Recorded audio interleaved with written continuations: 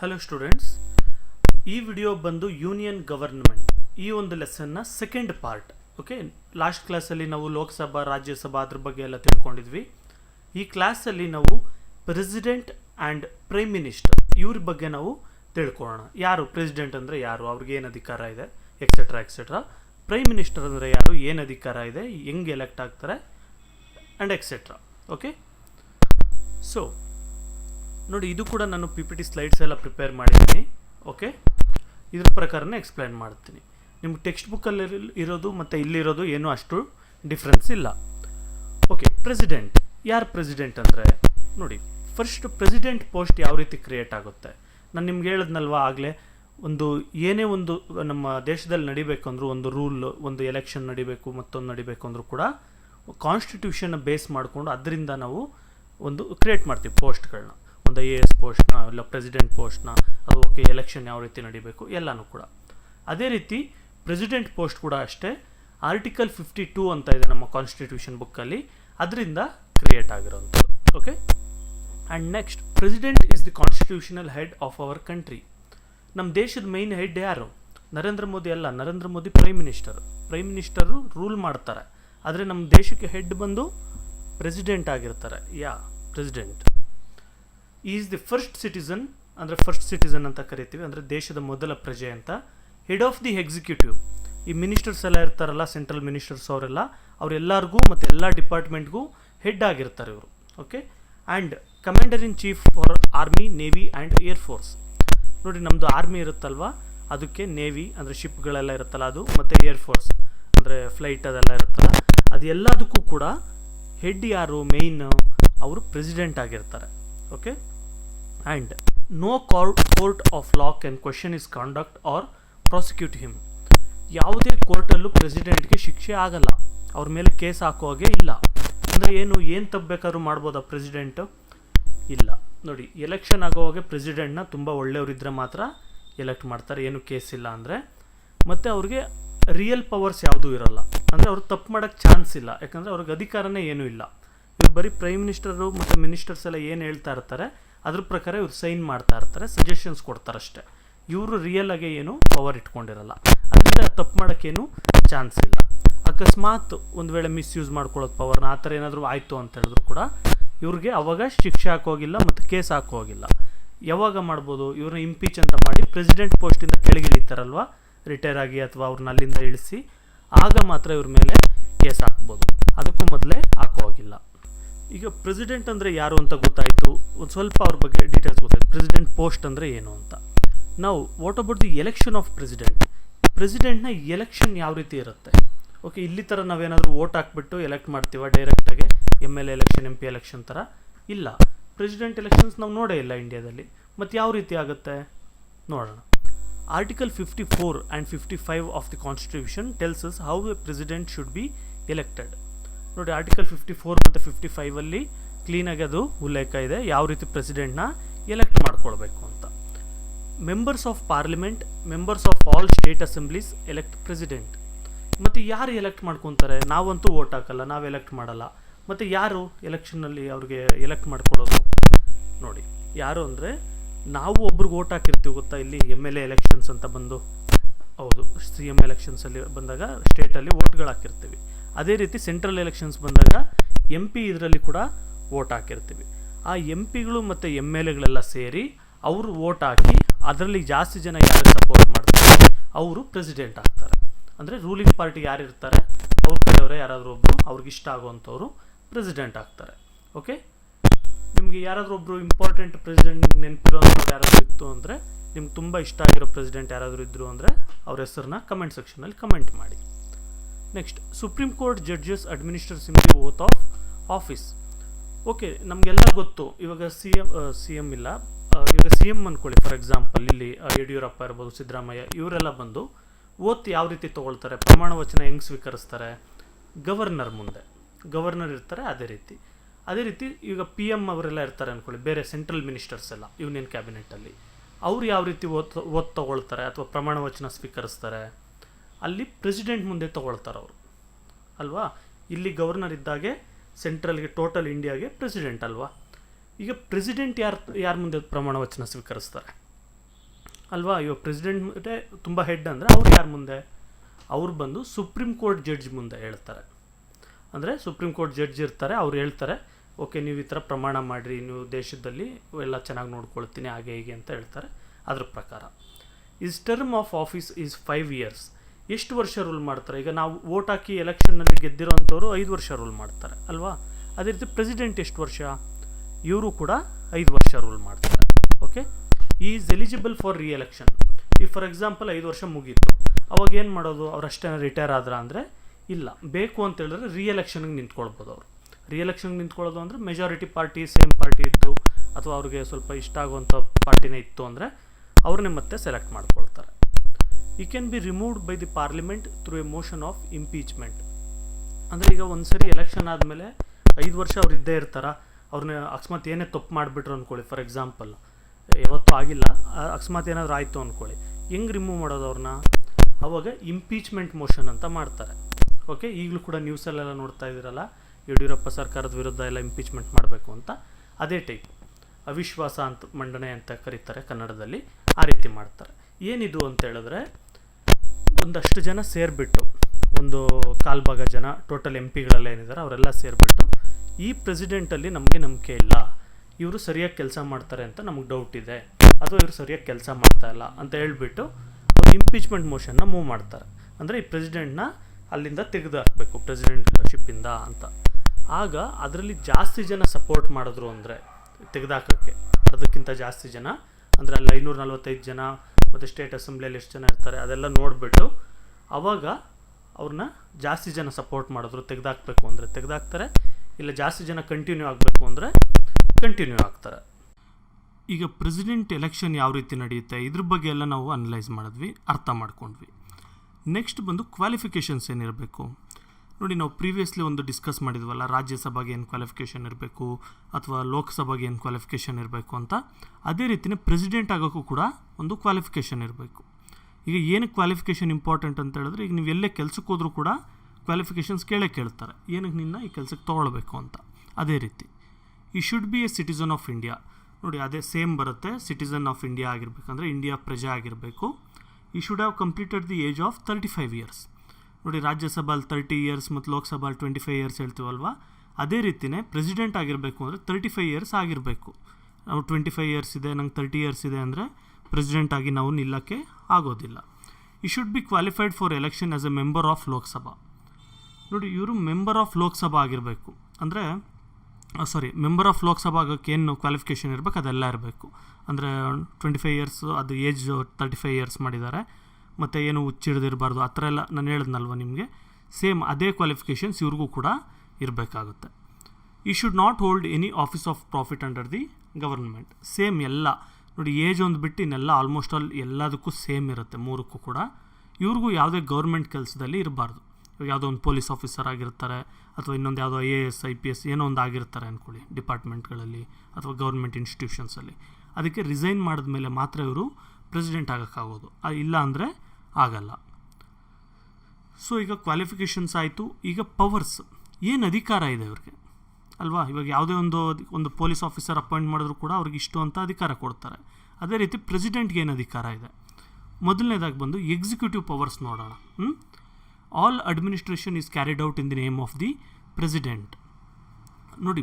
ಇಂಡಿಯಾದಲ್ಲಿ ಪ್ರತಿಯೊಂದು ಅಡ್ಮಿನಿಸ್ಟ್ರೇಷನ್ ಏನು ನಡೆಯುತ್ತೆ ಅದೆಲ್ಲ ಕೂಡ ಪ್ರೆಸಿಡೆಂಟ್ ಹೆಸರಲ್ಲೇ ನಡೆಯುವಂಥದ್ದು ಅಲ್ವಾ. ಇವಾಗ ನೀವು ಫಾರ್ ಎಕ್ಸಾಂಪಲ್ ಯಾವುದಾದ್ರೂ ಒಂದು ಬಿಲ್ಗೆ ಅಂದರೆ ಅಮೌಂಟ್ ಡ್ರಾ ಮಾಡಬೇಕು ಅಂದ್ಕೊಳ್ಳಿ ಗೌರ್ಮೆಂಟ್ ಅಕೌಂಟಿಂದ, ಅದಕ್ಕೆ ಸ್ಯಾಂಕ್ಷನ್ ಮೇಯ್ನ್ ಅಕೌಂಟ್ ಬಂದು ಪ್ರೆಸಿಡೆಂಟ್ ಅಂಡರಲ್ಲಿರುತ್ತೆ.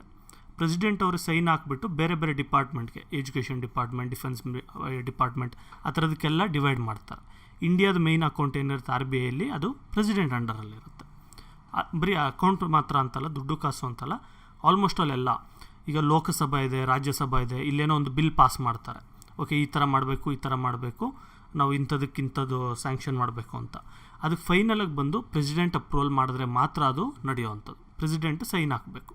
ಅದೇ ರೀತಿ ಯಾವುದಾದ್ರು ಒಂದು ಯುದ್ಧ ಮಾಡ್ತಾರೆ ಅಂದ್ಕೊಳ್ಳಿ ಬೇರೆ ದೇಶದ ಮೇಲೆ, ಈಗ ನಾವು ಪಾಕಿಸ್ತಾನ ಮೇಲೆ ವಾರ್ ಡಿಕ್ಲೇರ್ ಮಾಡಬೇಕು ಅಂತ, ಆಗ ಪ್ರೆಸಿಡೆಂಟ್ ಸೈನ್ ಹಾಕಿದ್ರೆ ಮಾತ್ರ ವಾರ್ ಡಿಕ್ಲೇರ್ ಆಗೋದು, ಆಯಿತಾ. ವಾರ್ ಮಾಡೋದಕ್ಕೆ, ಪೀಸ್ ಟ್ರೀಟಿ ಸೈನ್ ಮಾಡ್ಕೊಳ್ಳೋದಕ್ಕೆ ಎಲ್ಲದಕ್ಕೂ ಕೂಡ ಪ್ರೆಸಿಡೆಂಟೇ ಹೆಡ್. ಆದರೆ ಪ್ರೆಸಿಡೆಂಟ್ ಹೆಡ್ ಆದರೂ ಕೂಡ ಪ್ರೆಸಿಡೆಂಟ್ ಓನಾಗಿ ಮಾಡಲ್ಲ ಇದೆಲ್ಲ. ಪ್ರೈಮ್ ಮಿನಿಸ್ಟರ್ ಹೇಳ್ತಾರೆ ಅವ್ರಿಗೆ ಈ ಥರ ಮಾಡಿರಿ ಅಂತ ರೆಕಮೆಂಡ್ ಮಾಡ್ತಾರೆ, ಅದ್ರ ಪ್ರಕಾರ ಮಾಡೋದು. ಈಗ ರಾಮನಾಥ್ ಕೋವಿಂದ್ ಇದ್ದಾರೆ, ಅವ್ರು ಪ್ರೆಸಿಡೆಂಟ್ ಅಂದ್ಕೊಳ್ಳಿ, ಇವಾಗ ನರೇಂದ್ರ ಮೋದಿ ಪ್ರೈಮ್ ಮಿನಿಸ್ಟರ್ ಅಂದ್ಕೊಳ್ಳಿ. ಏನು ರಾಮನಾಥ್ ಕೋವಿಂದ್ ಅವ್ರು ಏನು ಮಾಡ್ತಾರೆ, ಪ್ರೈಮ್ ಮಿನಿಸ್ಟರ್ ಏನು ಹೇಳ್ತಾರೆ ನರೇಂದ್ರ ಮೋದಿ ಅವರು ಅದಕ್ಕೆ ಸೈನ್ ಹಾಕ್ತಾರೆ, ಮತ್ತು ಸಜೆಷನ್ಸ್ ಕೊಡ್ಬೋದು, ಹಿಂಗೆ ಮಾಡಿದ್ರೆ ತಪ್ಪಾಗುತ್ತೆ, ಹಿಂಗೆ ಮಾಡಿದ್ರೆ ತಪ್ಪಾಗುತ್ತೆ ಅಂತ ಅಷ್ಟೇ. The president appoints the prime minister and other ministers. ನೋಡಿ, ಪ್ರೈಮ್ ಮಿನಿಸ್ಟರ್ ಆದರೆ ನರೇಂದ್ರ ಮೋದಿ ಅವ್ರನ್ನ ಅಪಾಯಿಂಟ್ ಮಾಡೋದು ಯಾರು? ಪ್ರೆಸಿಡೆಂಟ್ ರಾಮನಾಥ್ ಕೋವಿಂದ್ ಅವರು.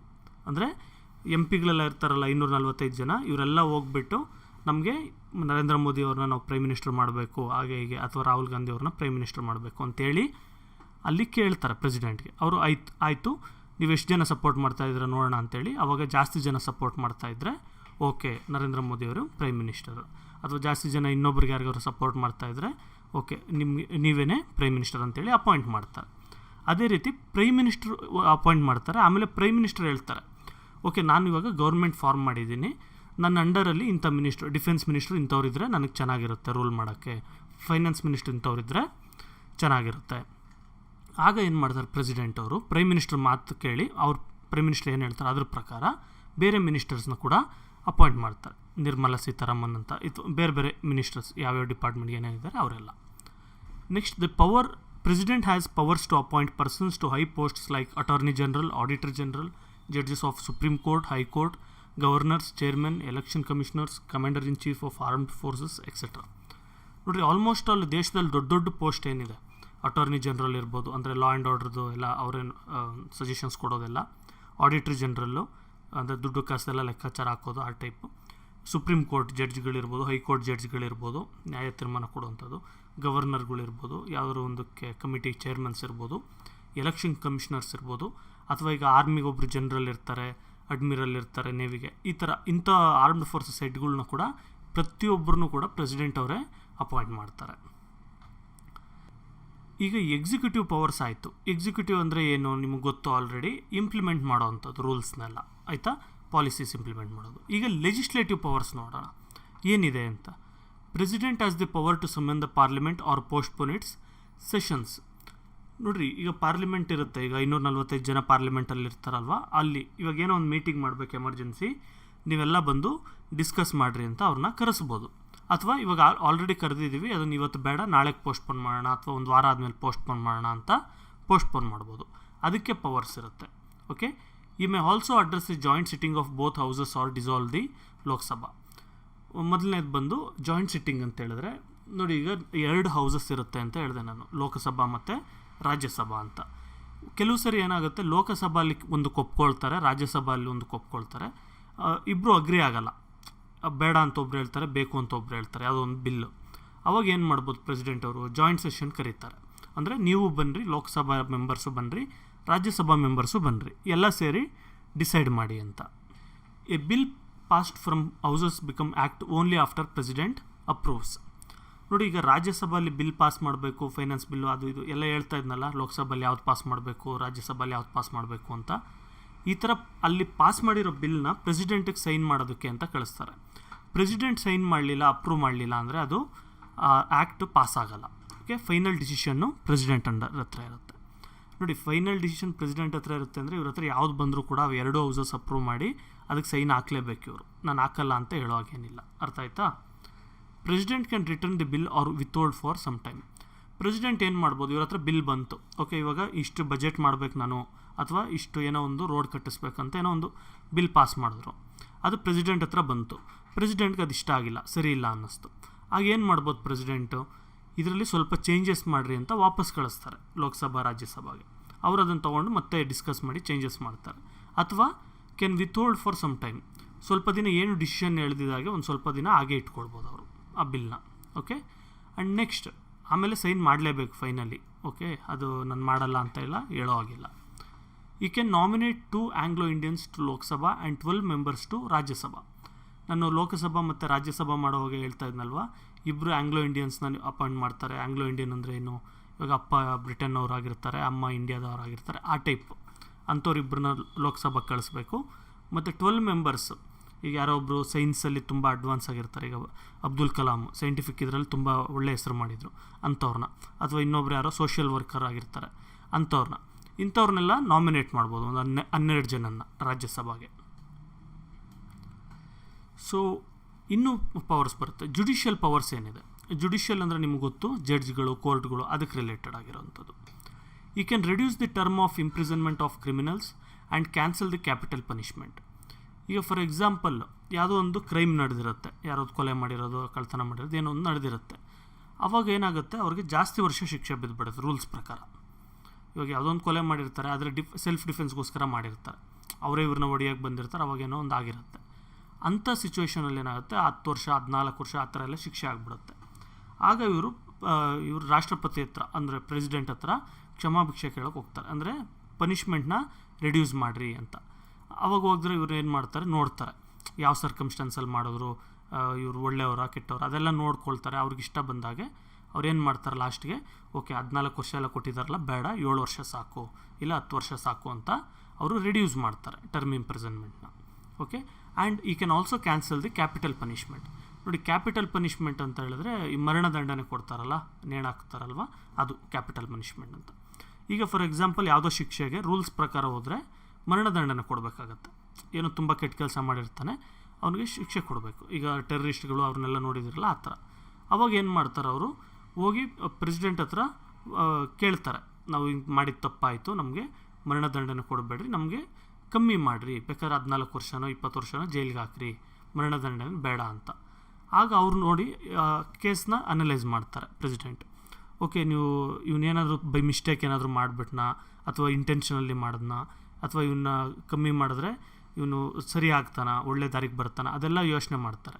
ಯೋಚನೆ ಮಾಡಿಬಿಟ್ಟು ಓಕೆ, ನಿನಗೆ ಮರಣದಂಡನೆ ಕೊಟ್ಟಿರೋದು ತುಂಬ ದೊಡ್ಡ ಶಿಕ್ಷೆ ಆಯಿತು, ನಿನಗೆ 15 ವರ್ಷಕ್ಕೋ ಇಲ್ಲ 10 ವರ್ಷಕ್ಕೋ ನಾನು ರಿಡ್ಯೂಸ್ ಮಾಡ್ತೀನಿ ಅಂತ ಅದನ್ನು ಕೂಡ ಮಾಡ್ಬೋದು.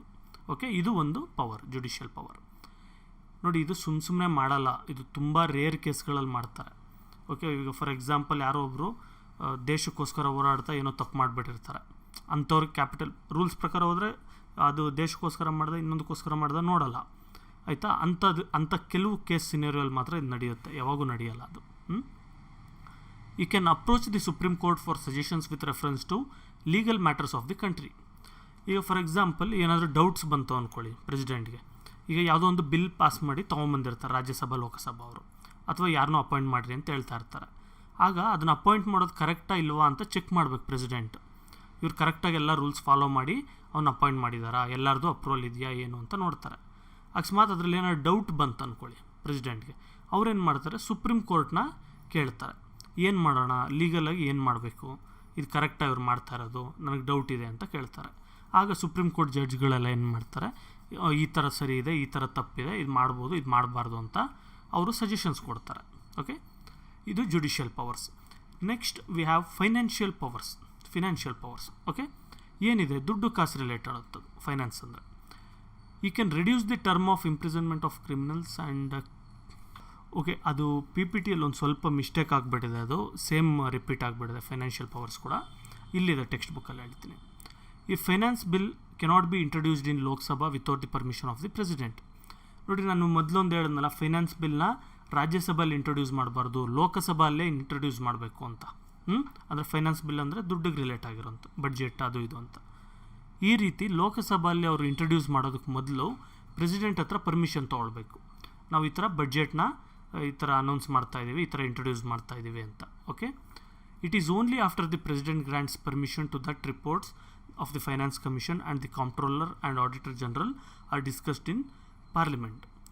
ಆಮೇಲೆ ಈಗ ನೋಡಿ, ಫೈನಾನ್ಸ್ ಕಮಿಷನ್ ಅವರು ಕೊಟ್ಟಿರೋ ರಿಪೋರ್ಟ್ಗೆ ಅಥವಾ ಆಡಿಟರ್ ಜನರಲ್ಲು, ಕಂಪ್ಟ್ರೋಲರ್, ಇವ್ರು ಯಾರು ಕೊಟ್ಟಿರ್ತಾರಲ್ಲ ರಿಪೋರ್ಟ್ಸು, ಇದನ್ನು ನೋಡಿಬಿಟ್ಟು ಪ್ರೆಸಿಡೆಂಟು ಓಕೆ ಇದನ್ನು ನೀವು ಡಿಸ್ಕಸ್ ಮಾಡ್ಬೋದು ಪಾರ್ಲಿಮೆಂಟಲ್ಲಿ ಅಥವಾ ಲೋಕಸಭಾ ಪರ್ಟಿಕ್ಯುಲರಾಗಿ ಅಂತ ಪರ್ಮಿಷನ್ ಕೊಟ್ಟ ಮೇಲೆ ಮಾತ್ರ ಇವರು ಅದನ್ನು ತೊಗೊಂಡೋಗಿ ಲೋಕಸಭೆಯಲ್ಲಿ ಇಂಟ್ರೊಡ್ಯೂಸ್ ಮಾಡೋಕ್ಕಾಗೋದು.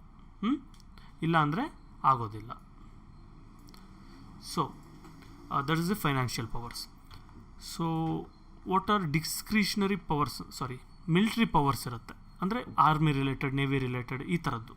ಏನಿದೆ ಮಿಲಿಟ್ರಿಯಲ್ಲಿ ಪವರ್ ಇವರಿಗೆ, ಇವರೆಲ್ಲಿ ಹೋಗಿ ಫೈಟ್ ಮಾಡಲ್ಲ. ಏನಿದೆ ನೋಡೋಣ. Is the commander in chief of the armed forces. ನೋಡಿ, ಆರ್ಮ್ಡ್ ಫೋರ್ಸಸ್ ಅಂದರೆ ಆರ್ಮಿ ಅಂದರೆ ನೆಲದಲ್ಲಿ ಹೋಗಿ ಶೂಟ್ ಮಾಡ್ತಾರಲ್ಲ ಸೋಲ್ಜರ್ಸ್ ಎಲ್ಲ, ಸಿಯಾಚಿನ್ ಕಡೆ ಆ ಕಡೆ ಈ ಕಡೆ ಬಾರ್ಡರ್ ಪೆಟ್ರೋಲಿಂಗ್, ಅದೆಲ್ಲ ಕೂಡ ಆರ್ಮಿ ಬರುತ್ತೆ. ಅದಕ್ಕೆ ಹೆಡ್ ಇರ್ತಾರಲ್ಲ ಜನರಲ್ ಅಂತ ಹೇಳ್ಬಿಟ್ಟು ಅಂಥವ್ರನ್ನೆಲ್ಲ ಇವರೇ ಅಪಾಯಿಂಟ್ ಮಾಡ್ತಾರೆ ಪ್ರೆಸಿಡೆಂಟ್. ಆ್ಯಂಡ್ ನೆಕ್ಸ್ಟ್ ನೇವಿಗೆ ಅಡ್ಮಿರಲ್ ಅದೆಲ್ಲ ಇರ್ತಾರಲ್ಲ ಅವ್ರನ್ನ ಕೂಡ, ಅಂದರೆ ನೇವಿಗೆ ಅಂದರೆ ಈ ಶಿಪ್ಗಳು, ಸಬ್ಮೆರಿನ್ಗಳು, ಏರ್ಕ್ರಾಫ್ಟ್ ಕ್ಯಾರಿಯರ್ಸ್ ಅದೆಲ್ಲ ಇರುತ್ತಲ್ಲ, ಅದಕ್ಕೆ ಟೋಟಲಾಗಿ ಒಬ್ಬರು ಹೆಡ್ ಇರ್ತಾರೆ, ಓಕೆ, ಅಡ್ಮಿರಲ್ ಅಂತ. ಅವ್ರನ್ನ ಕೂಡ ಇವರು ಅಪಾಯಿಂಟ್ ಮಾಡ್ತಾರೆ. ನೆಕ್ಸ್ಟ್ ಬಂದು ಏರ್ಫೋರ್ಸ್ಗೆ ಏರ್ ಮಾರ್ಷಲ್ ಅಂತ ಒಬ್ರು ಇರ್ತಾರೆ. ಅಂದರೆ ಏರ್ಫೋರ್ಸ್ ಅಂತ ಹೇಳಿದ್ರೆ ಈಗ ಜೆಟ್ಸ್ ಇರ್ಬೋದು, ಬಾಂಬರ್ಸ್ ಇರ್ಬೋದು, ಆ ರೀತಿ ಅಂಥದಕ್ಕೆಲ್ಲ ಹೆಡ್ನ, ಏರ್ ಮಾರ್ಷಲ್ನ ಪ್ರೆಸಿಡೆಂಟ್ ಅಪಾಯಿಂಟ್ ಮಾಡ್ತಾರೆ.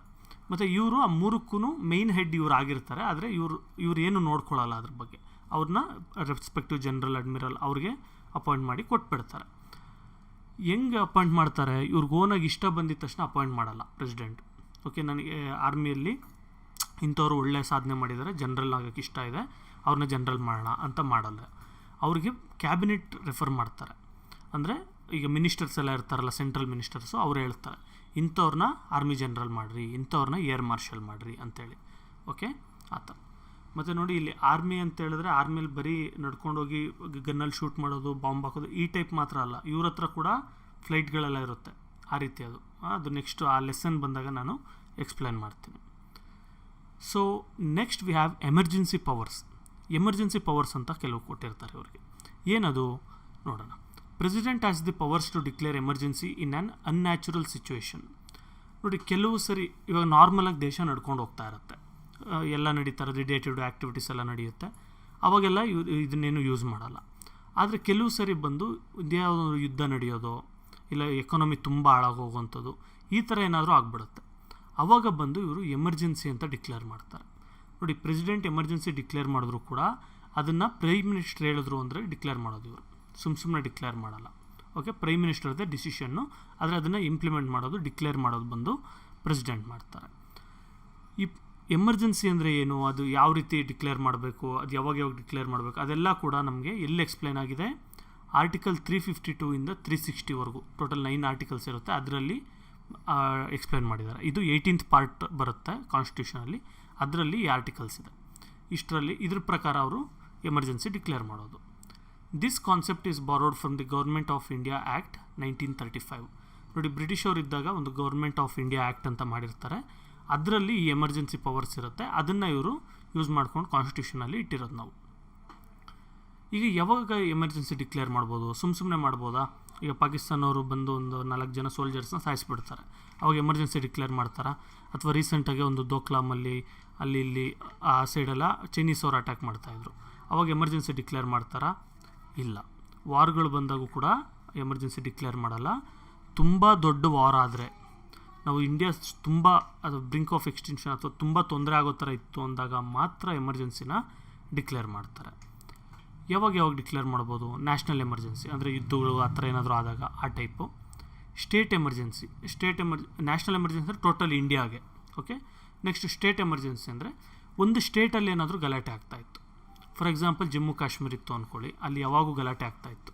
ಆವಾಗ ಆ ಗಲಾಟೆ ತುಂಬ ಜಾಸ್ತಿ ಆಗೋಗಿ ಅಲ್ಲಿ ಸರ್ವೈವ್ ಆಗೋದೇ ಕಷ್ಟ ಜನಗಳಿಗೆ ಅನ್ನೋವಂಥ ಟೈಮ್ ಬಂದಾಗ ಸ್ಟೇಟ್ ಎಮರ್ಜೆನ್ಸಿ ಡಿಕ್ಲೇರ್ ಮಾಡ್ತಾರೆ, ಆ ಸ್ಟೇಟಲ್ಲಿ ಮಾತ್ರ. Okay, state emergency. National emergency ಬಂದು ಟೋಟಲ್ ಇಂಡಿಯಾಗೆ. ನೆಕ್ಸ್ಟ್ ಬಂದು ಫಿನಾನ್ಷಿಯಲ್ ಎಮರ್ಜೆನ್ಸಿ ಅಂತ ಡಿಕ್ಲೇರ್ ಮಾಡ್ತಾರೆ. ಏನು ಫಿನಾನ್ಷಿಯಲ್ ಎಮರ್ಜೆನ್ಸಿ ಅಂತ ಹೇಳಿದ್ರೆ, ನಾರ್ಮಲ್ ಜನ ಎಲ್ಲ ಓಡಾಡ್ಬೋದು, ಎಲ್ಲ ನಾರ್ಮಲ್ ಆಗಿರುತ್ತೆ, ಆದರೆ ಟೋಟಲ್ ಕಂಟ್ರೋಲ್ ಬಂದ್ಬಿಟ್ಟು ಪ್ರೈಮ್ ಮಿನಿಸ್ಟರ್ ಹೋಗ್ಬಿಡುತ್ತೆ ಫೈನಾನ್ಸ್ ರಿಲೇಟೆಡ್. ಅಂದರೆ ಯಾವ್ಯಾವ ರೂಲ್ಸ್ ಮಾಡಬೇಕು ಅಥವಾ ಏನೇನು ಆ ಥರ. ಯಾಕಂದರೆ ಇದು ಎಂಥ ಟೈಮಲ್ಲಿ ನಡೆಯುತ್ತೆ ಅಂದರೆ, ಇಂಡಿಯಾದಲ್ಲಿ ಎಕಾನಮಿ ತುಂಬ ವೀಕ್ ಆಗೋದಾಗ, ನೋಡಿ ಈಗ ಕೊರೋನಾ ಬಂದಿರೋದ್ರಿಂದ ತುಂಬ ವೀಕ್ ಆಗೋಗಿದೆ ಎಕಾನಮಿ, -23% ಏನೋ ಬಂದುಬಿಟ್ಟಿದೆ. ಈ ಥರ ಇನ್ನೂ ಏನಾದರೂ ಹಾಳಾಗೋಯ್ತು ಅಂದ್ಕೊಳ್ಳಿ, ಅವಾಗ ಏನು ಮಾಡ್ತಾರೆ, ಈ ಫೈನಾನ್ಷಿಯಲ್ ಎಮರ್ಜೆನ್ಸಿನ ಡಿಕ್ಲೇರ್ ಮಾಡ್ತಾರೆ. ಓಕೆ, ಟ್ಯಾಕ್ಸ್ಗಳು ಜಾಸ್ತಿ ಮಾಡೋದು, ಕಮ್ಮಿ ಮಾಡೋದು, ಅಥವಾ ಬಿಸ್ನೆಸ್ಗಳಿಗೆ ಪರ್ಮಿಷನ್ ಕೊಡೋದು, ಅಥವಾ ಜಾಸ್ತಿ ದುಡ್ಡನ್ನ ಪ್ರಿಂಟ್ ಮಾಡೋದು, ಈ ರೀತಿಯಲ್ಲಿ ಆ್ಯಕ್ಷನ್ಸ್ನ ಫಿನಾನ್ಷಿಯಲ್ ಎಮರ್ಜೆನ್ಸಿಯಲ್ಲಿ ತಗೊಳ್ತಾರೆ.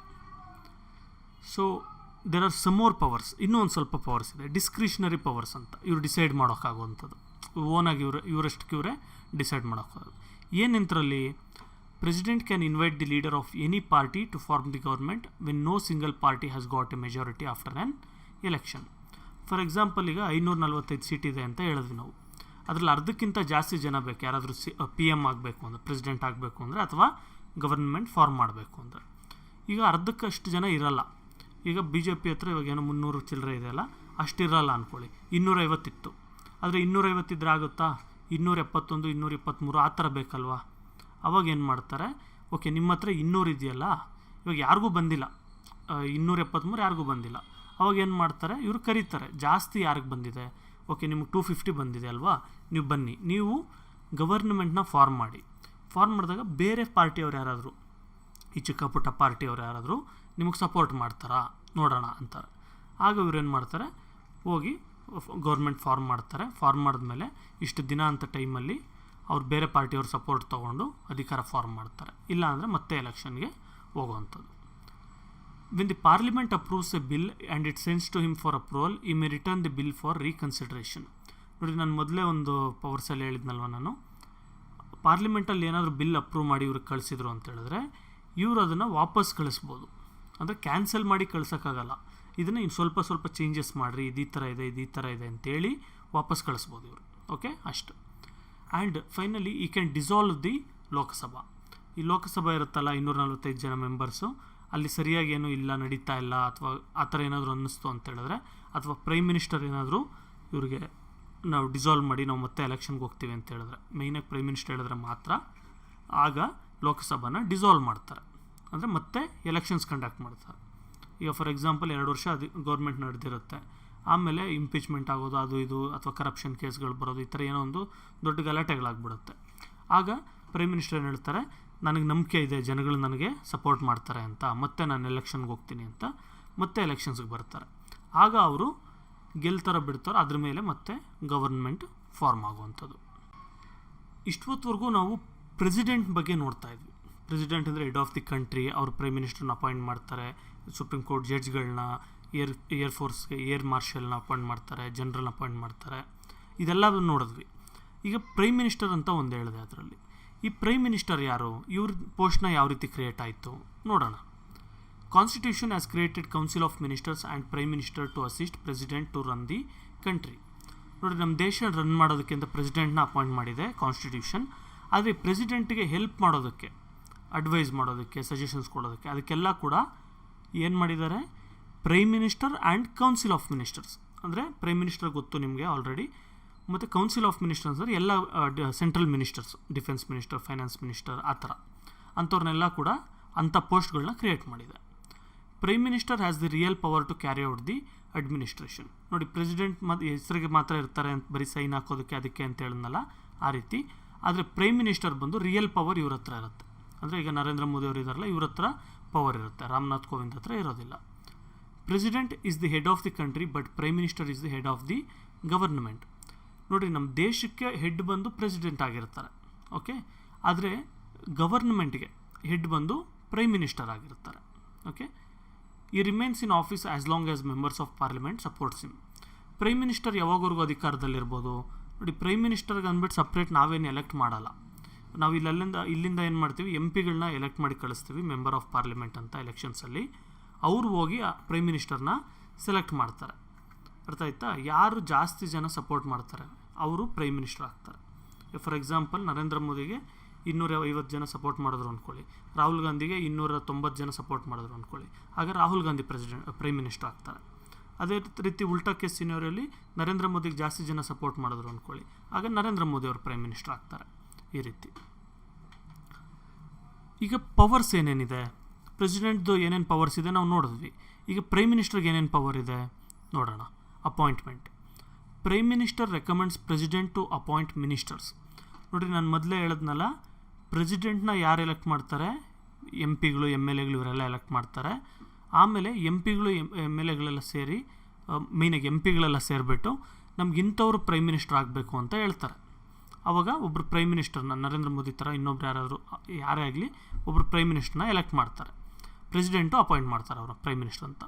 ಆಮೇಲೆ ಪ್ರೈಮ್ ಮಿನಿಸ್ಟರ್ ಹೇಳ್ತಾರೆ ಪ್ರೆಸಿಡೆಂಟ್ಗೆ, ನನಗೆ ಅಧಿಕಾರ ಮಾಡೋದಕ್ಕೆ ಇನ್ನೂ ಒಂದಷ್ಟು ಜನ ಮಿನಿಸ್ಟ್ರುಗಳು ಹೆಲ್ಪ್ ಬೇಕು, ಅದಕ್ಕೆ ಡಿಫೆನ್ಸ್ಗೆ ಇಂಥವ್ರನ್ನ, ಇಂಥ ಒಂದು ಮಿನಿಸ್ಟ್ರಿಗೆ ಇಂಥವ್ರನ್ನ ಅಂತ ಅಪಾಯಿಂಟ್ ಮಾಡೋಣ ಅಂತಾರೆ.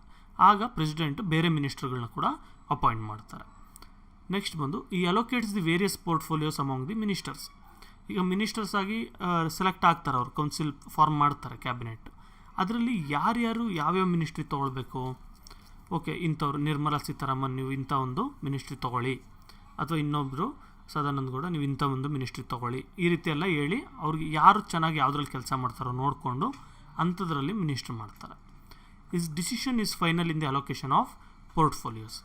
ಈ ಪೋರ್ಟ್ಫೋಲಿಯೋಸ್ ಅಂದರೆ ಡಿಪಾರ್ಟ್ಮೆಂಟ್ ವೈಸ್ ಹೇಳ್ತಾರಲ್ಲ, ಮಿನಿಸ್ಟ್ರಿಗೆ ಅಲಾಟ್ ಮಾಡ್ತಾರಲ್ಲ, ಅದರಲ್ಲಿ ಪ್ರೈಮ್ ಮಿನಿಸ್ಟರ್ ಡಿಸಿಷನ್ನೇ ಫೈನಲ್ ಇರುತ್ತೆ. ಇವ್ರು ಹೇಳ್ದಾಗೆ ಕೇಳಬೇಕೆಲ್ಲ. Next, head of the government. Prime minister is responsible for all actions of the government.